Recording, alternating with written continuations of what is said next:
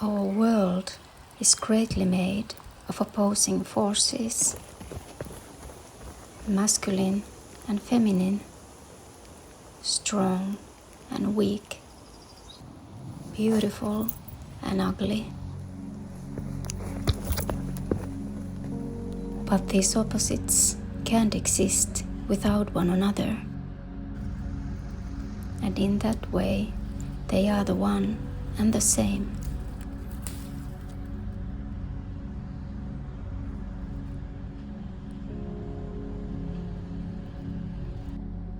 How you view the world is how you see it. Do you know what I mean?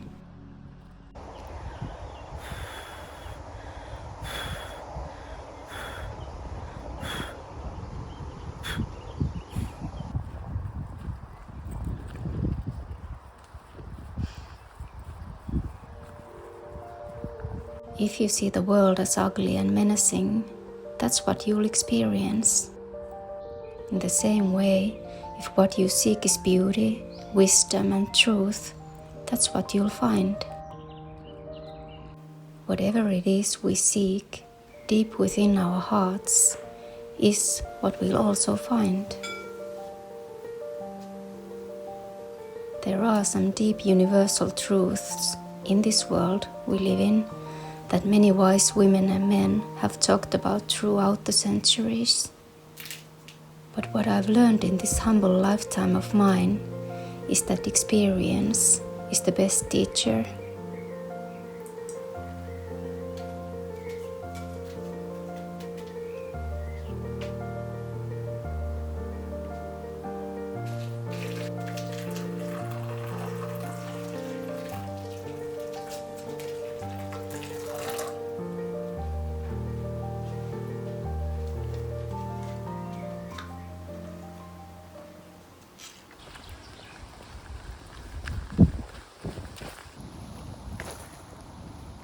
It's been raining quite a lot these few days, and it's been really nice after the longer period of heat, because we started to have these forest fire warnings, and all the berries growing in the forest are starting to bloom, and when it rains it means we're gonna get some blueberries and everything.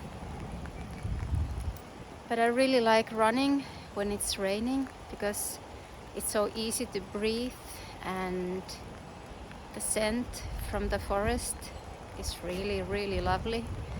And I can't really run on concrete because of my knee. It starts to hurt, so when I run in the forest my knee doesn't hurt at all, and I don't know, it's just really nice running here. And when it rains, there's nobody else here, so I'm really enjoying it. My husband and I have used one thing to teach our young, very energetic boys the idea of cause and effect. They get into fights with each other quite often, as young boys do, and fall and stumble around while playing, often hurting themselves or each other. Instant karma is what we say when one of them first maybe takes a toy from the other, and then a few seconds or minutes later bumps his head or falls, hurting himself. Oi! Hei, ei kaadu. Nouse ylös. Now, when they play and get too worked up and eventually scrape themselves somewhere, they say, instant karma. It's funny how easily children learn even the most complicated things if you put them in play form. This one thing has made them aware of their own actions and the consequences of how they act. Even as adults often forget that what we give is what we will receive. So simple, yet so hard to sometimes live by.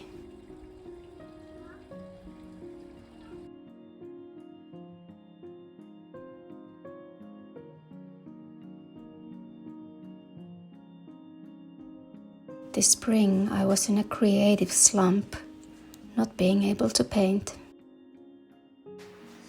This happens from time to time, and I've learned not to force myself when I feel like I need some time to gather my creative strength and inspiration again.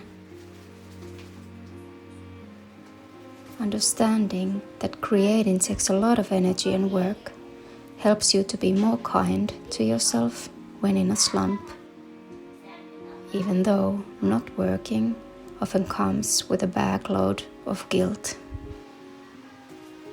I think that for creative people, it's important to sometimes allow inspiration to flow back in. But it's also helpful to separate exhaustion from stalling. The first usually comes from working for a long period of time excessively, and the latter comes from the fear of starting again. Once I notice I'm actually just stalling on creating, I usually start working on something easy and simple. This builds the momentum day by day until you're back on the horse again, so to speak. After being a painter for 15 years, there's one thing I've learned. It's to never give up on yourself or your need to create.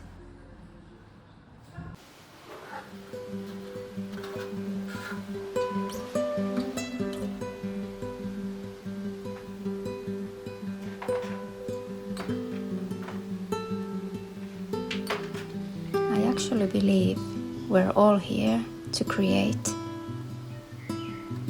Humans have such potential, and we can inspire each other to such heights. Sometimes what we need is not more things, but letting go of what no longer serves us, be it things, people who hold us back, or maybe work that doesn't allow us to evolve and grow. Or our own limiting beliefs of what we can do. I call it letting go of dead ends.